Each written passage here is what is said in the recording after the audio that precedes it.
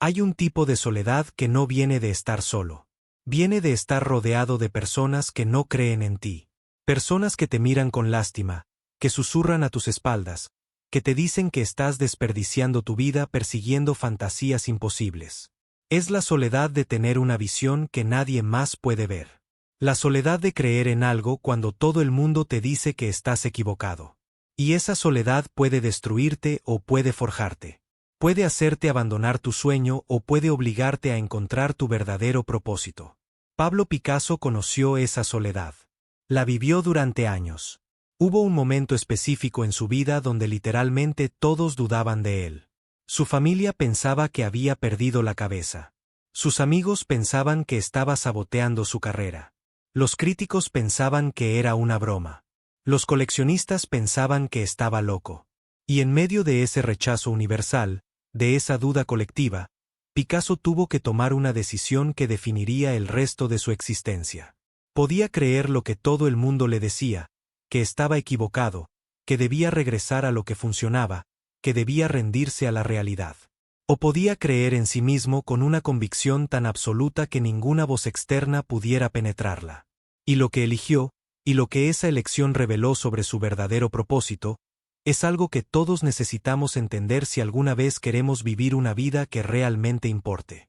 Antes de que te cuente la historia completa de cómo Picasso encontró su propósito en medio de la duda universal, necesito saber algo. ¿Desde qué parte del mundo me estás escuchando ahora mismo? ¿Qué país, ciudad o estado? Escríbelo en los comentarios. Porque esta historia sobre encontrar tu propósito cuando nadie cree en ti trasciende todas las fronteras, y tu comentario podría ser exactamente lo que alguien más necesita ver para no abandonar su propio propósito. El momento de mayor duda vino en 1907. Picasso tenía 26 años y acababa de terminar lo que él sabía era su obra más importante, Las señoritas de Aviñón. Había trabajado en ese cuadro durante meses, haciendo cientos de bocetos, explorando ideas radicales que lo aterraban y lo emocionaban al mismo tiempo. Sabía que estaba creando algo revolucionario. Sabía que estaba rompiendo todas las reglas del arte occidental. Sabía que nadie había pintado algo así antes. Y estaba convencido de que este cuadro cambiaría todo. Entonces invitó a su círculo íntimo a verlo. Invitó a los artistas que respetaba, a los coleccionistas que lo habían apoyado, a los amigos que habían estado con él durante sus años de lucha. Esperaba asombro. Esperaba reconocimiento. Esperaba validación. Y lo que recibió fue horror. Henri Matisse, uno de los artistas más importantes de París, miró el cuadro y se rió. Pero no era risa de alegría. Era risa de incredulidad despectiva. Le dijo a Picasso que era una burla, que estaba siendo provocador por atención, que había desperdiciado meses en una monstruosidad que nadie tomaría en serio. Georges Braque, quien eventualmente sería su colaborador más cercano, salió del estudio visiblemente perturbado. Dijo que mirar ese cuadro era como beber gasolina y escupir fuego. Dijo que Picasso había ido demasiado lejos. Pero lo que realmente destrozó a Picasso fue la reacción de Apollinaire, su mejor amigo, el poeta y crítico de arte que había defendido su trabajo cuando nadie más lo hacía. Apollinaire miró el cuadro en silencio durante varios minutos. Y luego, con una voz llena de decepción, le dijo a Picasso que había cometido un error terrible. Que había destruido todo lo que habían construido juntos. Que este cuadro arruinaría su reputación. Que por favor lo guardara, que nunca lo mostrara públicamente, que volviera a pintar de la manera que sabía que funcionaba. Y Picasso, parado frente a su obra maestra, escuchando a su mejor amigo suplicarle que la escondiera, sintió algo quebrarse dentro de él. No era solo rechazo. Era traición. Era la confirmación de que estaba completamente solo en su visión. Que nadie, absolutamente nadie, podía ver lo que él veía. Los coleccionistas que habían empezado a comprar sus obras del periodo rosa retrocedieron. Dijeron que no sabían qué le había pasado a Picasso, pero que claramente había perdido su talento. Algunos incluso pidieron que les devolviera el dinero de las obras que habían comprado, temiendo que la carrera de Picasso estaba terminada y sus pinturas perderían todo valor. Su marchante de arte, el hombre de quien dependía económicamente, le rogó que nunca mostrara ese cuadro. Le dijo que estaba poniendo en riesgo todo su futuro, que los años de lucha para establecerse finalmente estaban dando frutos, y que este cuadro destruiría todo ese progreso. Y luego estaba su familia. Su padre, José Ruiz, el hombre que había sacrificado sus propios sueños para entrenar a Pablo, el hombre que había puesto todas sus esperanzas en su hijo prodigio, recibió noticias de lo que Pablo estaba pintando. Y le escribió una carta devastadora. Le decía que no podía creer que su hijo, a quien había enseñado con tanto amor y dedicación, estuviera desperdiciando su talento en experimentos absurdos. Que estaba decepcionado. Que esperaba que Pablo reconsiderara el camino que estaba tomando. Que todavía no era demasiado tarde para regresar a pintar como un artista verdadero. Esas palabras, viniendo del hombre cuya aprobación Pablo había buscado toda su vida, fueron como puñales. Porque lo que su padre estaba diciendo en esa carta era: no eres suficiente. No eres quien pensé que eras. Me has fallado. Y Picasso, leyendo esas palabras en su estudio frío y solitario, tuvo que enfrentar la pregunta más aterradora de su vida. ¿Y si todos tienen razón y yo estoy equivocado? Pasó semanas en ese estado. Semanas de duda profunda, visceral, paralizante. Se paraba frente a las señoritas de Aviñón y trataba de ver lo que otros veían. Trataba de ver la monstruosidad, el error, el desperdicio. Pero no podía. Cuando miraba ese cuadro, veía el futuro del arte. Veía una manera completamente nueva de representar la realidad. Veía libertad. Veía verdad. Veía exactamente lo que había intentado crear. Pero era el único. Estaba completamente, absolutamente, terriblemente solo en esa visión. Y esa soledad era insoportable. Hubo noches donde consideró quemar el cuadro. Hubo momentos donde pensó que tal vez todos tenían razón, que tal vez había perdido el juicio, que tal vez debía rendirse a la realidad y volver a pintar de manera convencional. Pero cada vez que consideraba esa opción, algo dentro de él se revelaba. Una voz pequeña pero insistente que le decía: no puedes traicionarte a ti mismo. No puedes vivir el resto de tu vida pintando lo que otros quieren solo porque es más fácil, más seguro, más aceptable. Y fue en ese momento de crisis absoluta, en ese punto de máxima duda externa y máximo conflicto interno, que Picasso encontró su verdadero propósito. No era pintar cuadros hermosos. No era complacer a los coleccionistas. No era hacer feliz a su padre. No era siquiera ser famoso. Su propósito era más grande que todo eso. Su propósito era empujar los límites de lo que era posible. Su propósito era mostrarle al mundo nuevas maneras de ver. Su propósito era ser fiel a su visión incluso cuando eso significaba estar completamente solo. Y una vez que entendió eso, una vez que clarificó su propósito verdadero, todas las dudas de otras personas dejaron de importar. No porque dejaran de doler, sino porque ya no tenían el poder de cambiar su dirección. Porque cuando conoces tu propósito con claridad absoluta, cuando entiendes exactamente por qué estás aquí y qué estás destinado a hacer, la opinión de otros se vuelve ruido de fondo. Importante tal vez, doloroso a veces, pero no definitorio. Nunca definitorio. Picasso enrolló las señoritas de Aviñón y lo guardó en su estudio. No por vergüenza. No porque aceptara que estaba equivocado. Sino porque entendió algo fundamental. Estaba adelantado a su tiempo. El mundo todavía no estaba listo para lo que tenía que ofrecer. Pero eso no significaba que debía dejar de ofrecerlo. Simplemente significaba que tenía que seguir trabajando, seguir experimentando, seguir desarrollando su visión hasta que el mundo eventualmente lo alcanzara. Y eso es exactamente lo que hizo. Siguió explorando las ideas que había empezado en ese cuadro.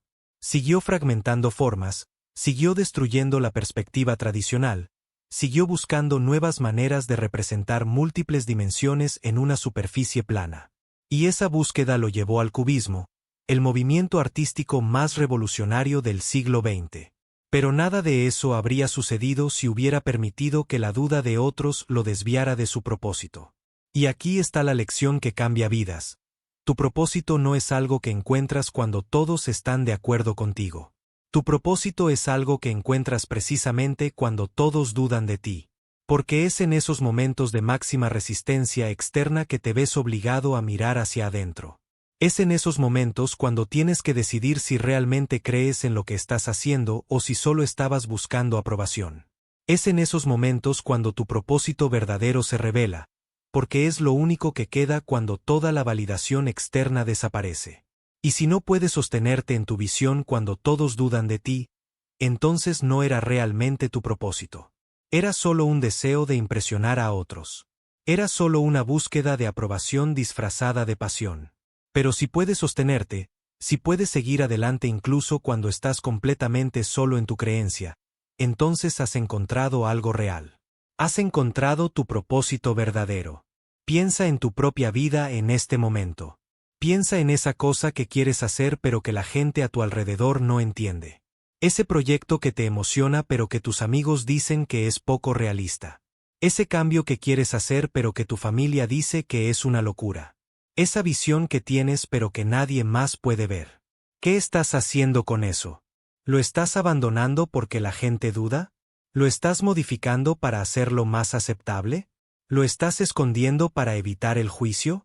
¿O lo estás persiguiendo con absoluta convicción a pesar del escepticismo? Porque la diferencia entre esas dos respuestas es la diferencia entre vivir la vida de alguien más y vivir tu propia vida. Es la diferencia entre existir y vivir con propósito.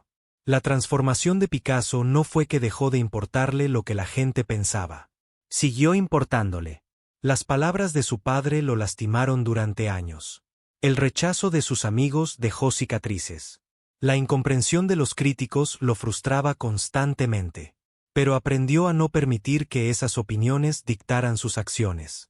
Aprendió a sostener su propósito con las dos manos incluso cuando todo el mundo le decía que lo soltara. Y esa habilidad, esa capacidad de creer en tu visión cuando estás completamente solo, es lo que separa a las personas que cambian el mundo de las personas que simplemente existen en él. Porque todas las personas que alguna vez hicieron algo significativo enfrentaron ese momento. Ese momento donde todo el mundo dudaba. Ese momento donde tenían que elegir entre la aprobación y el propósito. Y todos, sin excepción, eligieron el propósito. Años después, cuando las señoritas de Aviñón finalmente se exhibió públicamente y el mundo entendió que Picasso había creado una obra maestra, le preguntaron cómo tuvo el coraje de seguir adelante cuando literalmente todos le decían que estaba equivocado. Y Picasso respondió con algo que debería convertirse en tu mantra: si supiera lo que la gente quiere, sería un decorador de interiores, no un artista. Mi trabajo no es hacer lo que la gente espera. Mi trabajo es mostrarles lo que no saben que necesitan ver. Esa es la esencia del propósito verdadero. No es cumplir expectativas. No es hacer felices a otros. No es buscar aprobación. Es estar tan comprometido con tu visión que estás dispuesto a ser incomprendido durante años, décadas incluso, porque sabes en lo más profundo de tu ser que lo que estás haciendo importa, incluso si nadie más lo ve todavía. Y aquí está la verdad más difícil de aceptar. Si estás esperando que la gente entienda tu propósito antes de perseguirlo completamente, nunca lo perseguirás. Porque el propósito real siempre está adelantado a su tiempo. Siempre está más allá de lo que la gente actual puede comprender. Siempre requiere que camines solo durante un tiempo. Y eso da miedo. Da tanto miedo que la mayoría de la gente nunca lo intenta. Se quedan en lo seguro, en lo aceptable, en lo que no genera controversia. Y viven vidas perfectamente respetables pero completamente vacías. Porque una vida sin propósito, sin importar cuán exitosa se vea desde afuera, es solo una larga distracción de la muerte. Pero una vida vivida con propósito, incluso si es difícil, incluso si es solitaria, incluso si nunca te hace rico o famoso, es una vida que importa. Es una vida que tiene peso. Es una vida que cuando termina, deja una huella. Picasso nos enseñó que encontrar tu propósito no sucede en momentos de claridad tranquila. Sucede en momentos de crisis. Personas persiguiendo tu propósito. Te vas a arrepentir de las veces que te traicionaste a ti mismo para mantener a otros felices. Entonces aquí está tu momento. Tu momento de decisión. Ese propósito que has estado sintiendo, esa visión que has estado teniendo, esa voz interior que te dice que estás destinado a algo más grande, deja de ignorarla. Deja de silenciarla porque la gente no la entiende. Deja de modificarla para hacerla más aceptable. Deja de esperar permiso o validación o aprobación. Y empieza. Empieza hoy.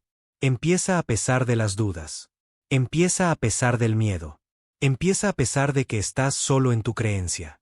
Porque ese es exactamente el momento correcto para empezar. Ese es exactamente el lugar correcto.